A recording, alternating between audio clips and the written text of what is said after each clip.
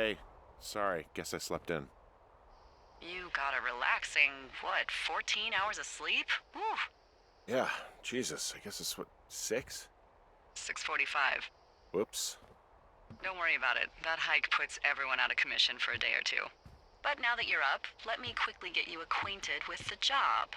There's a thing in the middle of your room with a round map on it. Do you see it?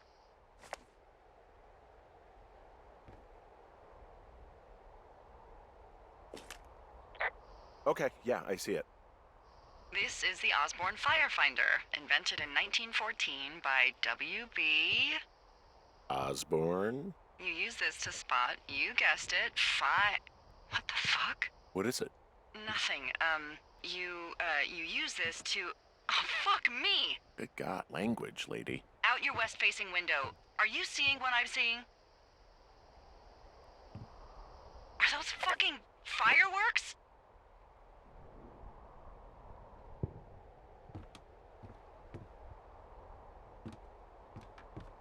I need you to confirm. Do you see them?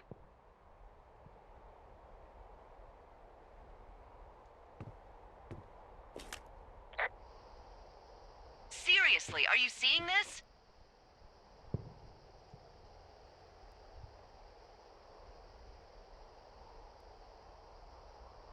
Henry?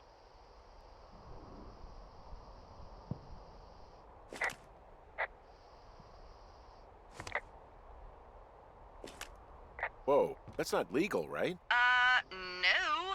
You need to get down there right now and stop them. Fire danger is through the fucking roof.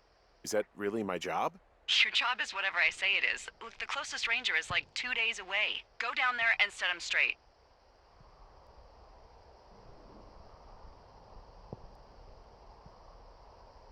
Do you think you can handle that?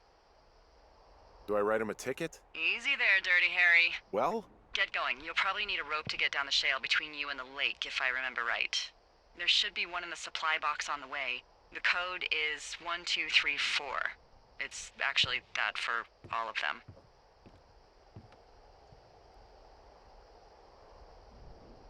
Convenient. That's one word for it.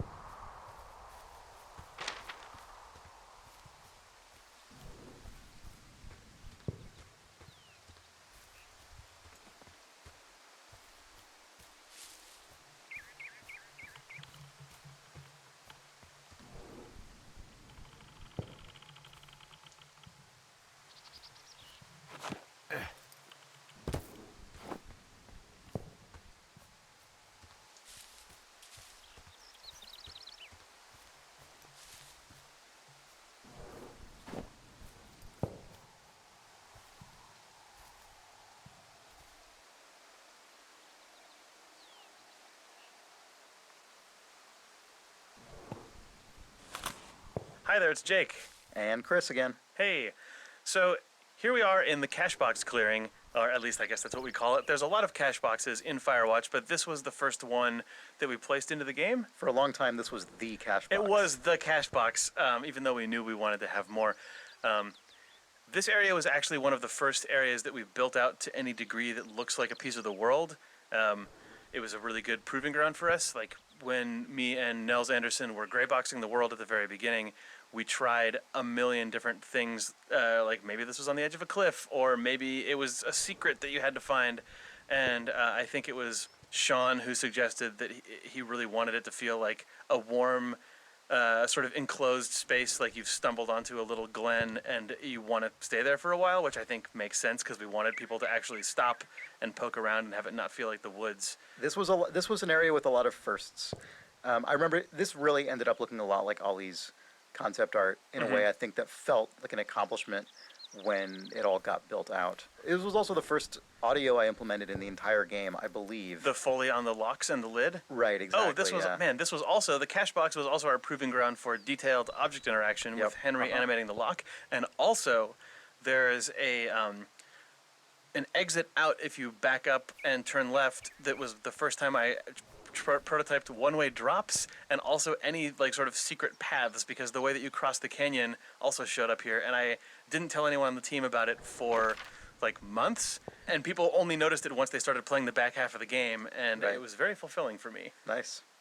Cache box. Cache box, land of firsts and secrets. That's the state flag of cache boxes.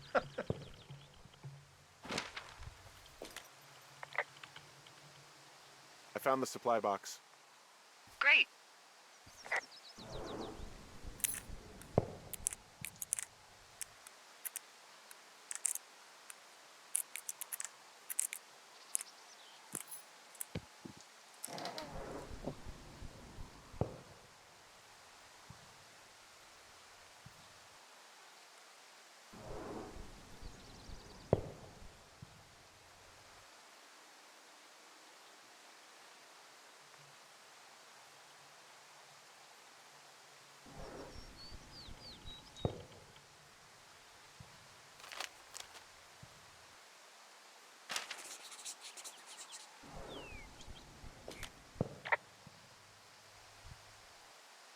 Hey, I found a note to a guy named Ron from some guy Dave. That's probably Dave Gaskell. He's completely nuts. Is that right? Harmless, but yeah. One of those, fall off the grid and eat ants for a week type. Totally fucking cuckoo. Which is kind of what the job attracts.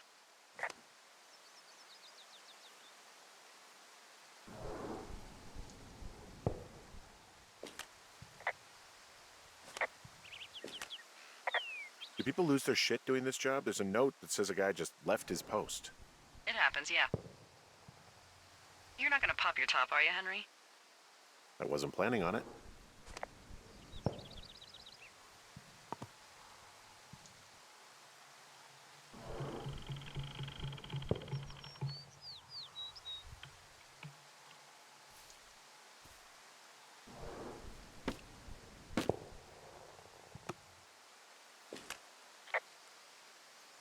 People just stuff these things with old food? That's how you get bears.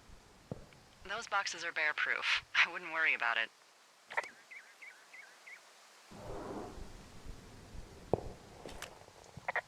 I tracked down that rope. It was right where you said.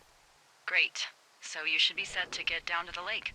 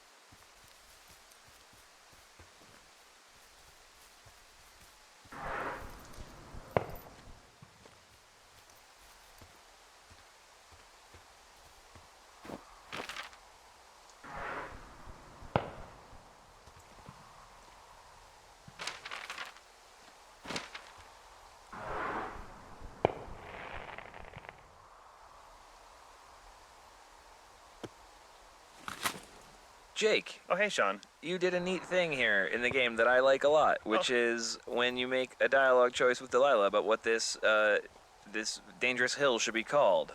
It shows up on your map, and I like that a lot. Yeah, when we were putting the map system together, well, actually, the map weirdly was one of the latest things, one of the final things to come into the game as a fully fleshed out piece. But an upside of that is we built the map using a lot of tools we already had. For instance, the system that checks which things you haven't talked about, which things you haven't found in the game. Use the same variable list as our speech system.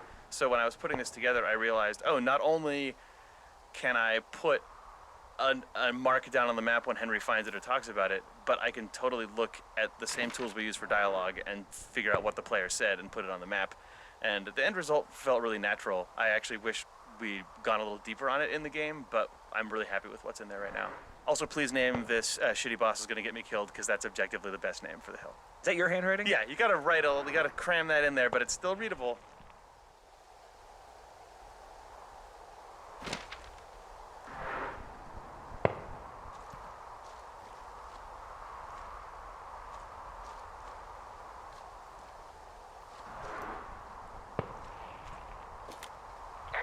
This shale slide is steep.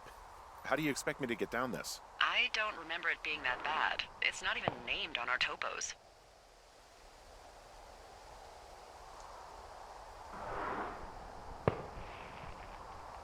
What about shitty boss is gonna get me killed hill? Oh, is that Absorka Indian? Maybe Creek? That's actually English for not in my job description. How do you expect me to get down this? Well, did you get that rope? Yeah, I got it. Okay, just lash it to something nearby and take it slow.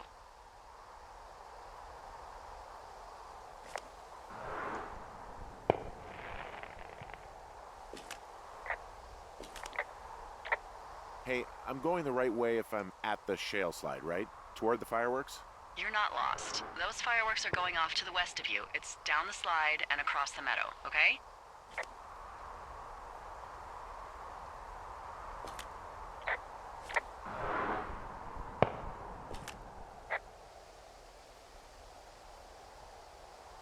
I think I might be lost. I'm still at the shale slide. Yes, just head down and keep going west.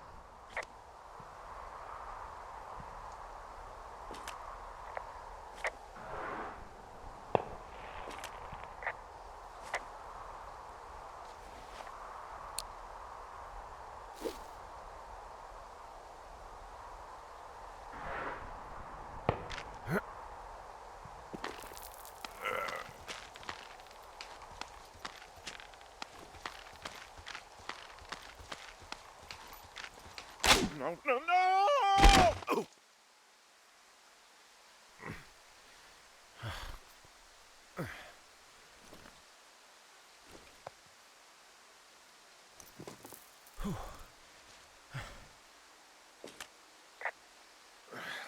Hey, What the hell's wrong with you?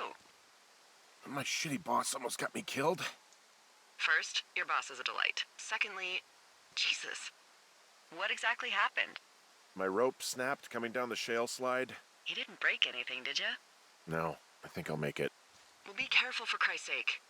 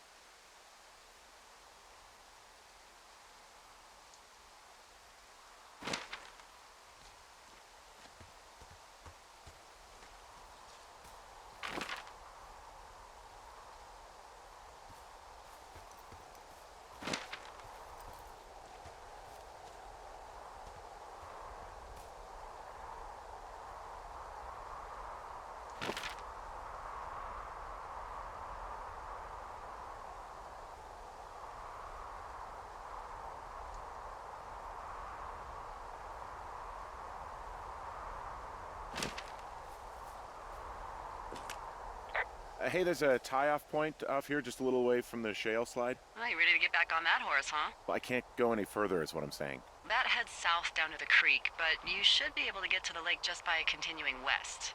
Without any, mountaineering. All right. It's a long summer. You can explore later.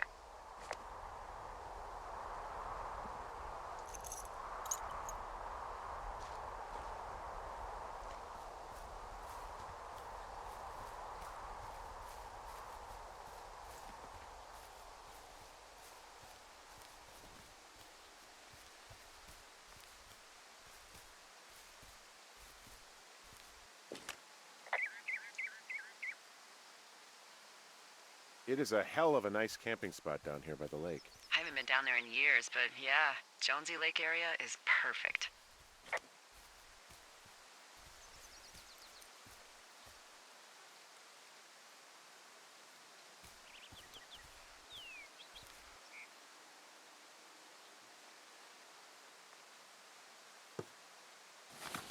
Hi, this is Olly Moss, and I was the art director on Firewatch. I'm Jane. Hi, Jane. Let's talk about this teen Let's party talk about zone. this. Let's talk about the Teen Zone.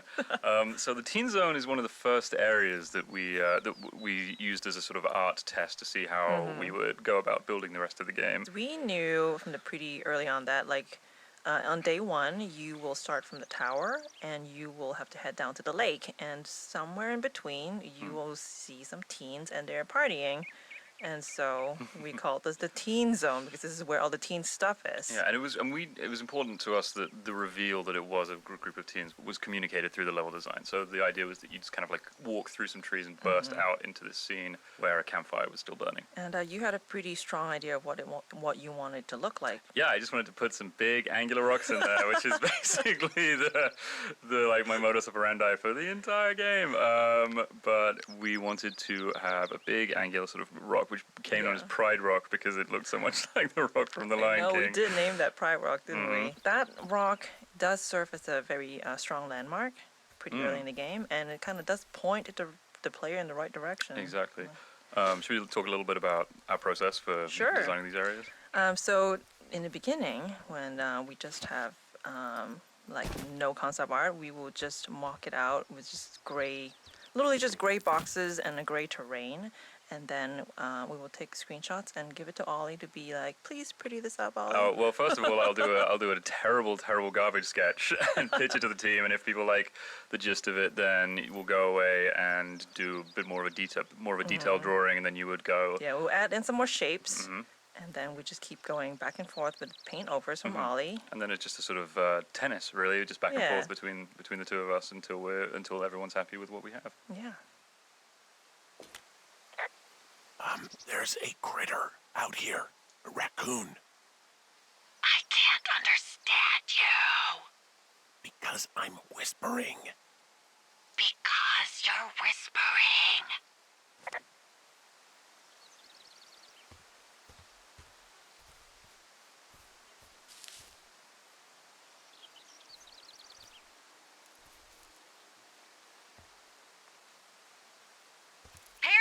Pears! Yes! What the hell? I'm doing a crossword and I figured out the theme. It's homonyms. Pears. The clue was couples peeling fruit. Anyway, hope you're having a good afternoon. Thanks.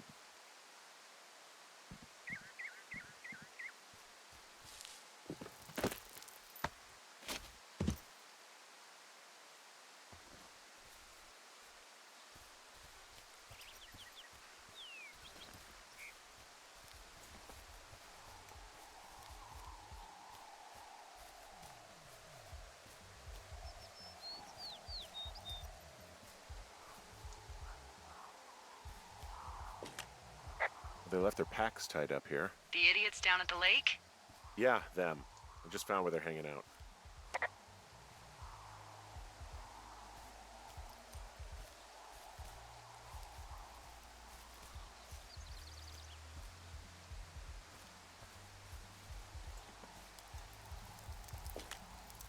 They left half a bottle of whiskey. Decent stuff. Drunk pyromaniacs. Fucking great.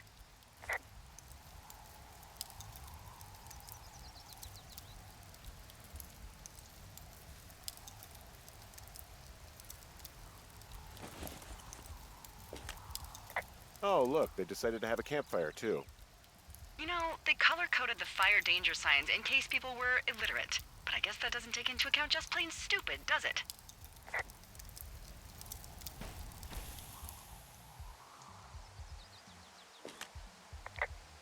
Well, I put out their fire. Man, I would have named that forest fire something good, too. Hey, I can always restart it. No. I think your first instinct was the right one.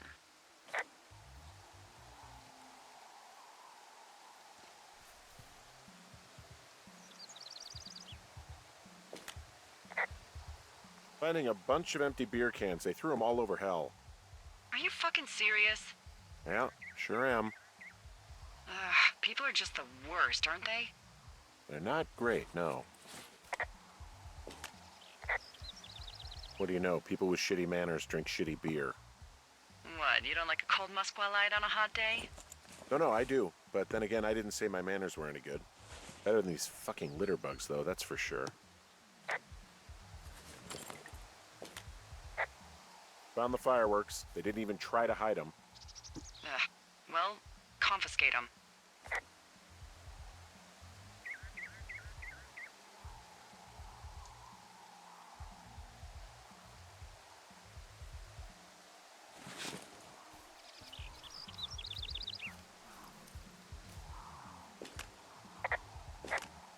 Well, they left their clothes out to dry. It looks like 2 people. What if they're naked?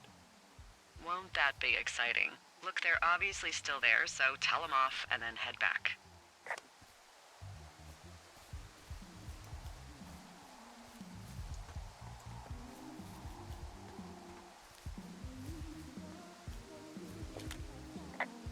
I found a bra. A nudie pyromaniac. Remain professional.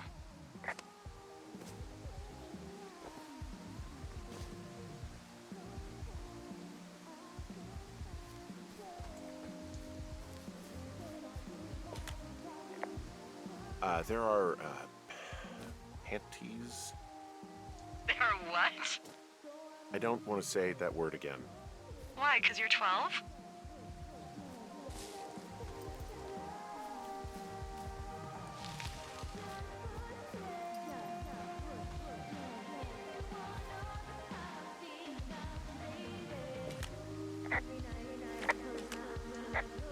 There's a... Ooh. Yes?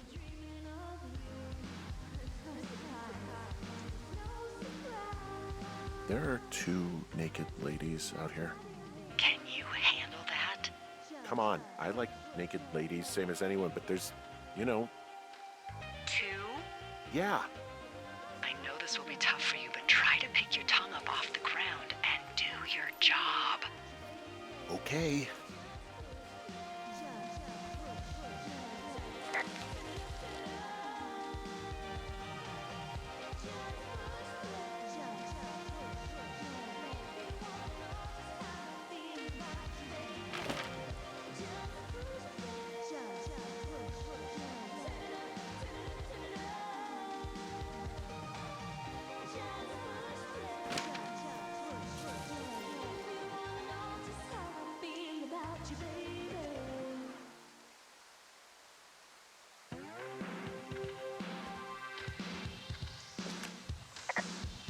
I found them in the lake. Skinny dipping. Yeah. Is that a guy over there?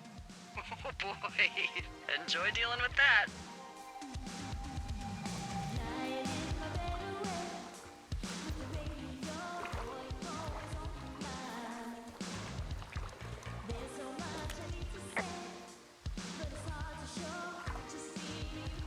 You gotta take it easy with the fireworks, all right? You ought to take it easy at the Sizzler buffet.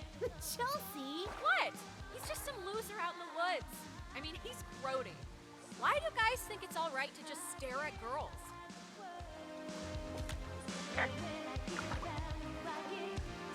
You don't know a damn thing about me. We know you're a peeping Tom!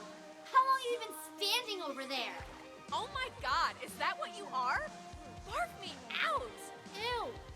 Can we just get out of here? Ew, totally. You're gross. You're just some sad man out in the woods.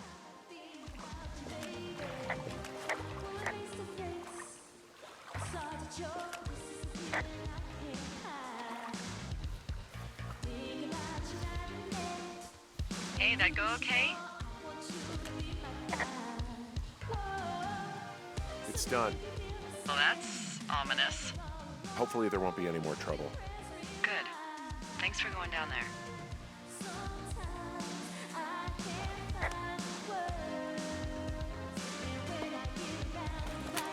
My name is Patrick Ewing. I worked on tools and gameplay programming. The teens, Patrick. Let's open some old wounds here. This is like going back to like an old battleground and being like on these Exactly. hollowed grounds. Yeah, I bad died on things this hill. happened. I died on this hill. Yeah. I mean, it's one of the most complex interactions in the game, if not the most, right? Yeah. And it was in the game from the very first vertical slice we did, and then I think we kind of added to it as we played through it and saw like, oh, we should be able to throw the boombox in the lake, obviously, right? Okay, the teens need to react to the boombox being in the lake. Oh, but then they should also react to you putting it down. What you should do if you're making a video game is build relatively ironclad, predictable AI and systems that react to inputs. But instead, we built a series of relatively flimsy state machines that were like, if this, but not when, and also if. Right. And we're able to create this scene as designed. And Patrick was sort of the shepherd of this scene. So whenever anything would break, if you were to throw the boombox and the teens were not to respond, or you leave with the boombox and they would talk about something else, it was Patrick's job to ferret into the state machine and figure out what was going on. Yeah, and I'm happy with how it turned out. There are so many different ways that this scene can play out now, depending on what you choose to do.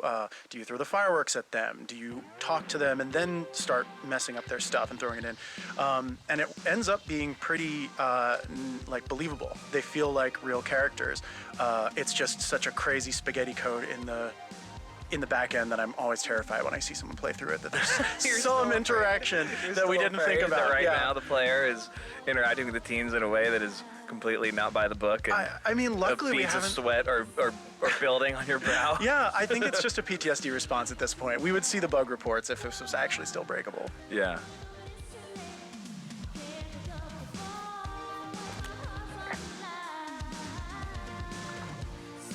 Well, this lake does seem like a good spot to swim, even if the last people to do so were assholes. Yeah, right now though, it's all snow melt, so you'll freeze your balls off. But as hot as it's been, maybe that's a fair trade. Starting to feel like it. So there's no noise ordinances or rules out here? No. But that music I hear makes a good case for them. Yeah, no kidding.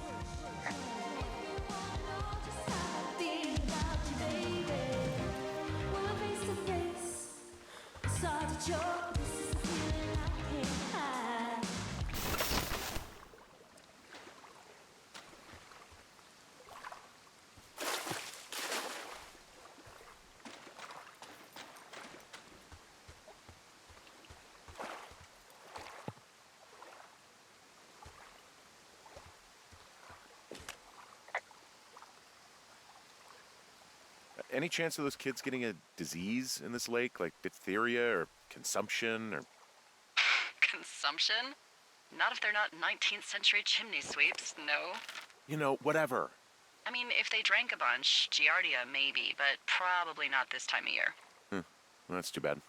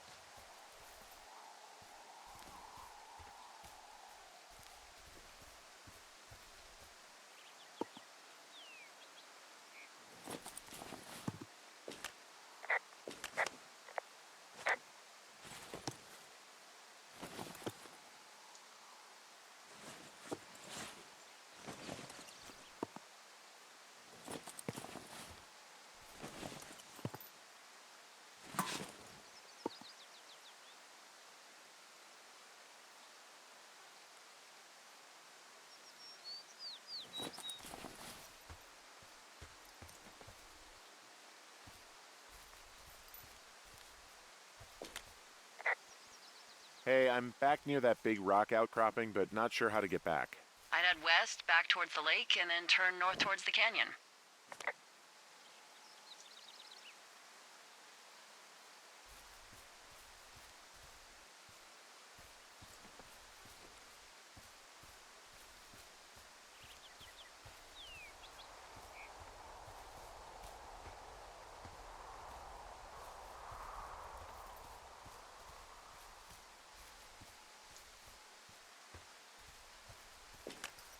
Okay, so from these rocks, where do I go again? Go back towards the lake, turn north, and east through the canyon. There should be a trail at the far east side of it.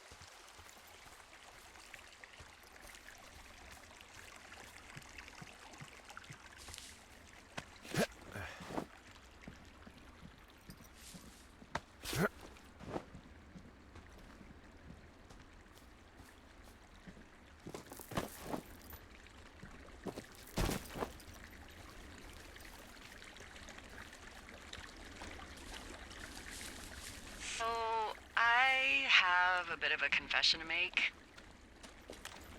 What is it?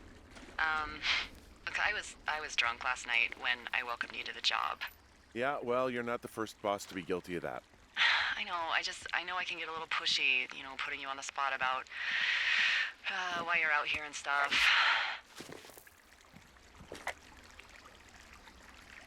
Yeah, whatever. Well, I'll try to make it up to you. Anyway, let me know when you get back to your lookout.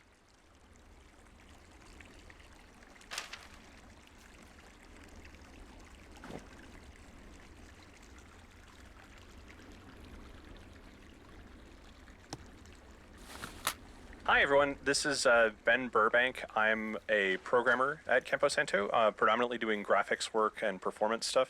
And I'm here with Jane. Hi, I'm back. And we're going to talk a little bit about, in general, how the world sort of streams in.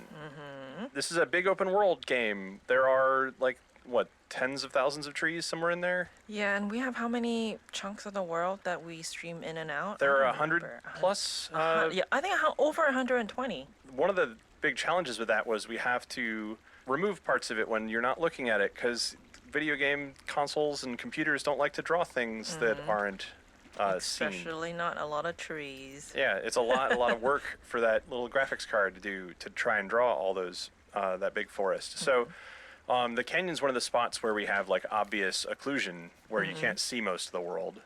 So we unload the tower hub. The tower that you see in the canyon is fake. It's a small fake version. Yeah. Which is a common trick. Yeah, so it's like a very low cost version of what it would actually be there. One of the biggest challenges for Jane and people building the levels was figuring out line of sight. So how far can you see? If you have a point where you can see entirely across the map, we had to be very careful about what is actually loaded and what's actually drawing. Yeah, so even though the canyon is pretty much a straight corridor, we had to put in some kinks in there. So, right sort of in the middle, there's a little area where you have to go around a rock.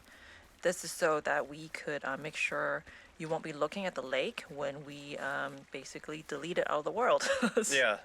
The game also, it's sort of non-linear. There's a linear story going on, but there's the ability for the player to just go backwards. So we also had to keep in mind reverse line of sight and things like that, which is a little different than a traditional action game or something. Yeah, it's kind of like a little puzzle game almost to figure out when we stream in and out things. So hopefully you don't notice any of it, because if you do, that's actually us not doing a great job. You probably will notice it though sometimes. I'm sorry about that. Hey, I heard some thunder. Yeah, I've got eyes on a storm out to the north. Well, that's bad, right? Because of the lightning? It just means we'll be busy. Hurry home, and try not to get hit by lightning. I got hit by lightning when I was 9 years old, so I'm safe. It's not going to strike twice and all that. Well, there was an old lookout named Roy Sullivan who got hit by lightning 7 times. I don't like the sound of that. Yeah, well, if it makes you feel any better, it wasn't what killed him. What killed him? Suicide. Would you believe?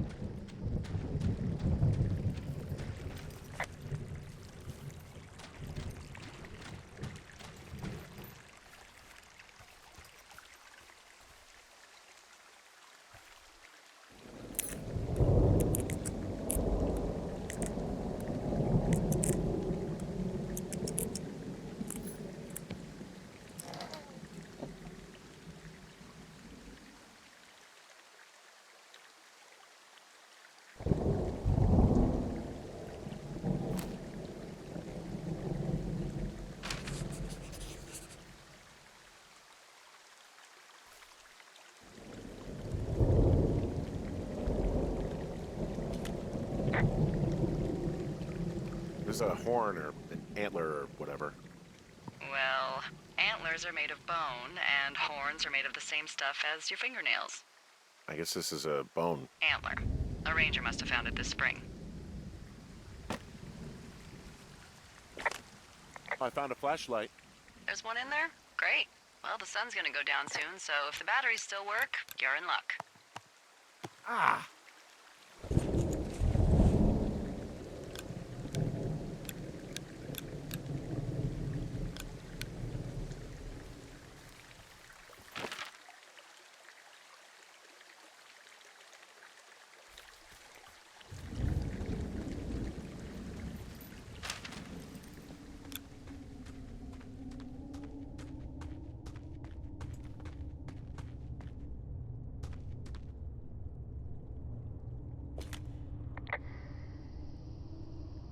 What's in this cave down here? In Thunder Canyon? Thunder Canyon? Hey, I didn't name it. But in the cave, I don't know, rocks? NFS tells people not to go too far in there. It's pretty dangerous. So... So, I say, fuck it. You're a grown man, you can go where you want. Great. Used to go caving with someone back in Colorado. She loved it. Might be great to explore it sometime this summer. Well, that could be fun. Obviously, be very careful.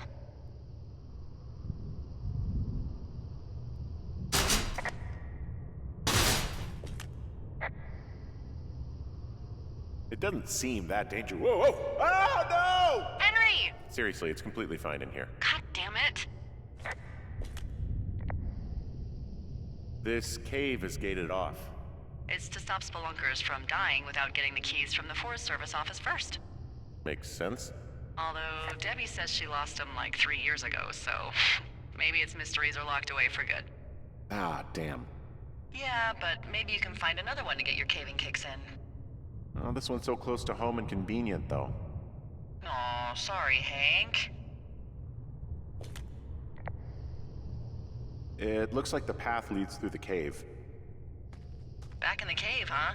Man, I don't need to lose another lookout in there. Another lookout? They go in, they never come out. Ah, so this is another one of your jokes. Yeah, it is. Yep.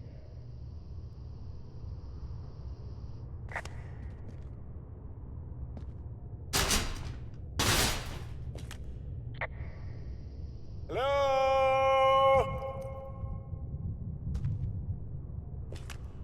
Oh!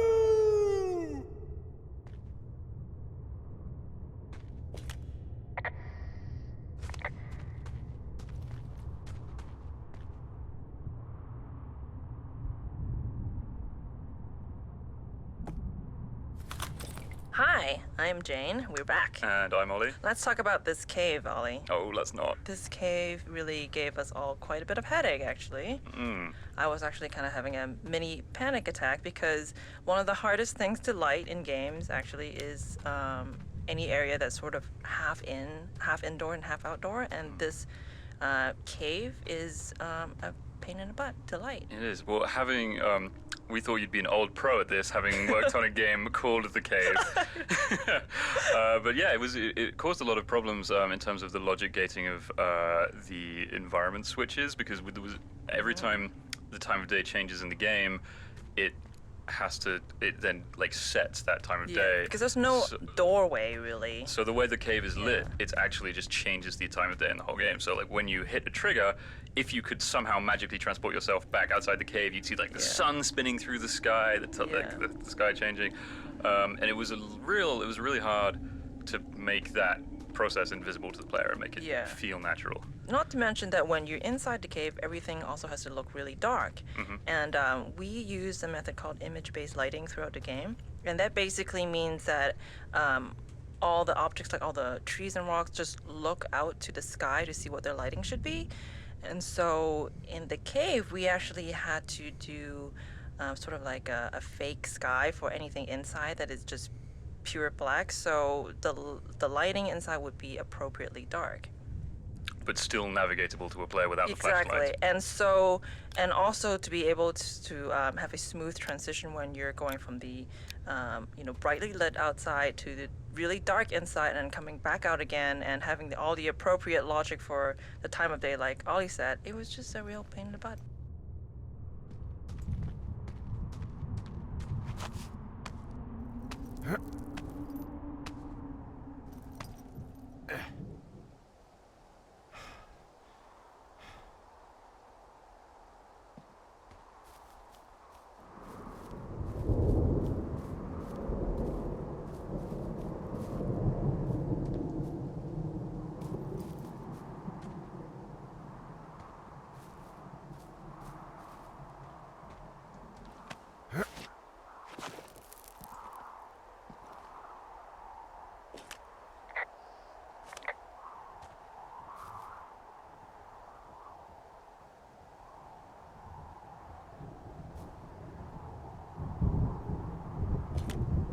There's some guy out here. Some guy? Wait, he's looking at you? Is he doing anything else? I don't think so. Henry, there's something someone should have told you about this area. What is it? It's outside. Come on. The whole thing. And people come and go as they please. It's madness. Yeah, okay. I get it. Look, bumping into someone in the middle of nowhere is part of the fun.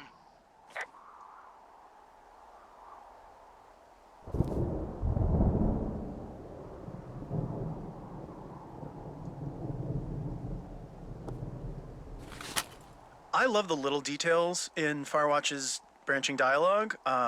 There are a lot of very subtle, hard-to-notice things that Sean put in while writing it that you really couldn't notice without multiple playthroughs, but they add up to this feeling that you're talking to real people who, just like real people, kind of echo back things you said earlier, who continue in jokes that have been established, et cetera, et cetera.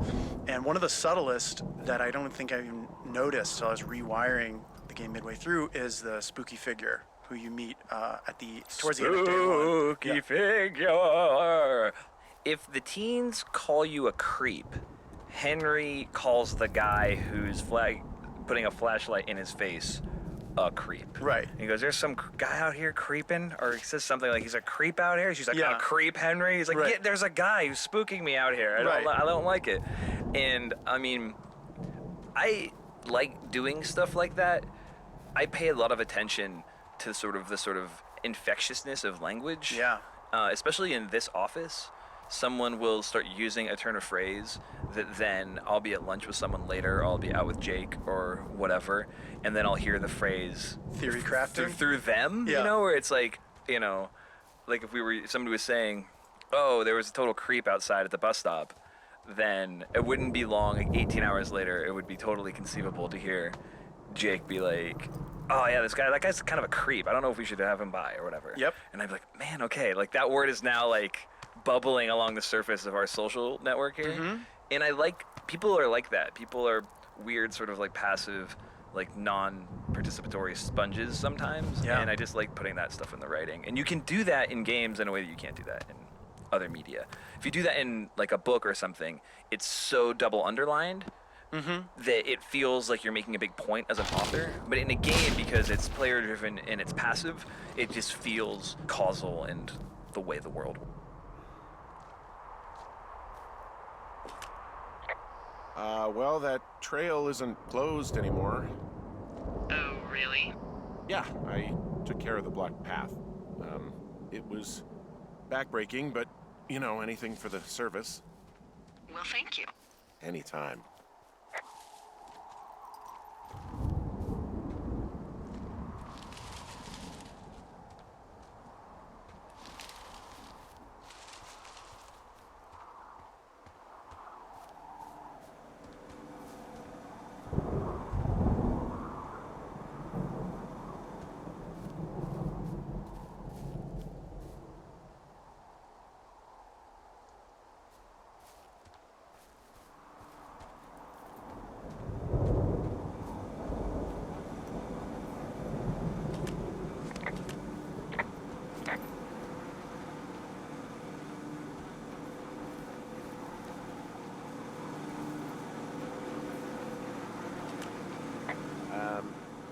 So it's just the outhouse then, in terms of going to the bathroom? You're a man, Henry. You can go wherever you want. Well, number one at least. And, full disclosure, I pee wherever I want as well.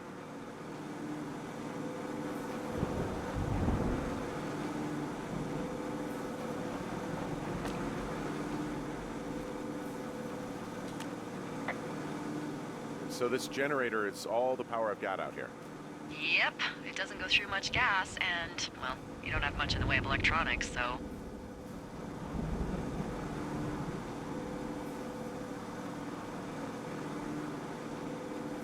I feel like I'm going to be murdered when I'm in the outhouse. Feeling a little exposed, are we? Hey, no man in the history of the world has felt tough with his pants around his ankles. Well, be strong. You can always call if you're having trouble. Sure, I'll do that. Ah! You know, I don't think there's any fictional character I hate more than Forrest Burns. Henry, as an employee of the Forest Service, that is treason. Yeah, well, he really freaked me out as a kid. He inspired me to spend the bulk of my 30s keeping the wilderness safe. A shrink would have a field day with you. Thanks, Mom. What kind of name is Forrest Burns anyway? Well, that would be a pun, Hank. A glorious pun. I went to junior high with a guy named Royal Butts. Royal? Butts. I didn't think anyone had been named Royal since the 1850s. Well, Royal's mom, Flo, was a bit of a trendsetter. Flo Butts? Oh, man, that's even worse. Yeah, well, it's still better than Forrest Burns.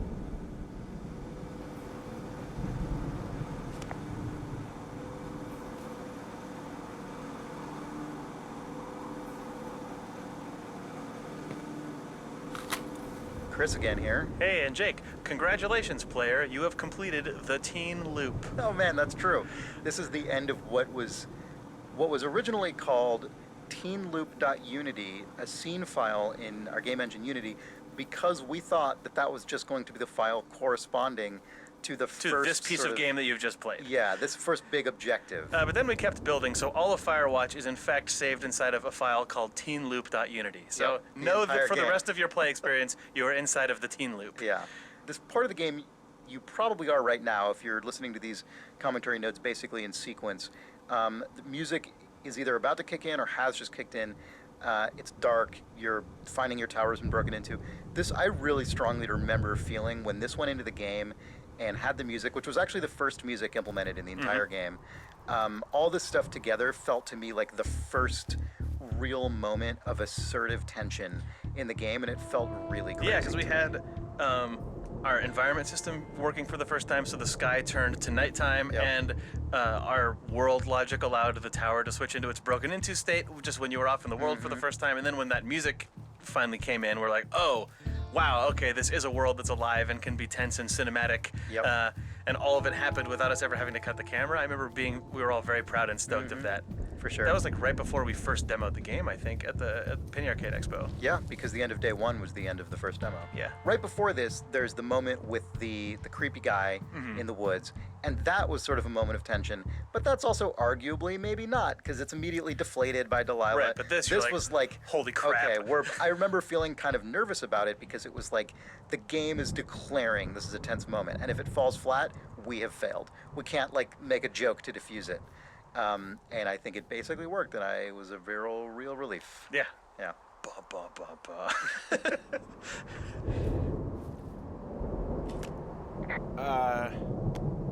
What can I do for you? Well, my typewriter is on the ground outside of my tower. You right? Yeah, look, the wind? No. How the hell? You should get inside. Fuck me.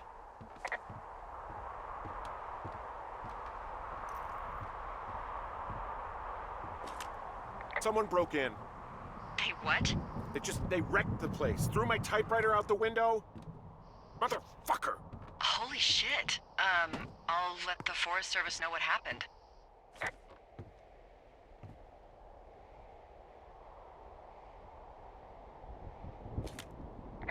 The place is trashed. I can't believe this shit. Okay, I put in a call. That was fast. Yeah, well, do you have any idea who could have done this?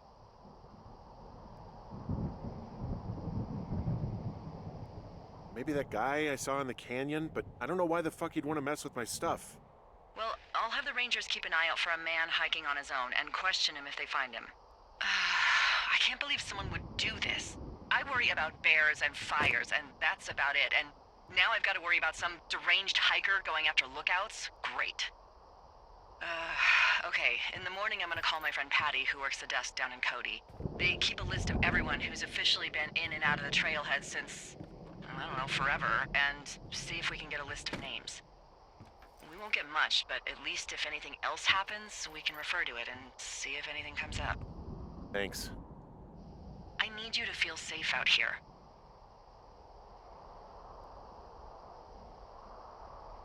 Just point me to the Forest Service weapons cache and I'll feel safer than the Pope in his little car. Yeah, someone made the choice years ago that leaving people with infinite amounts of alone time and a gun was kind of a bad idea. Grenades? I'll see what I can do.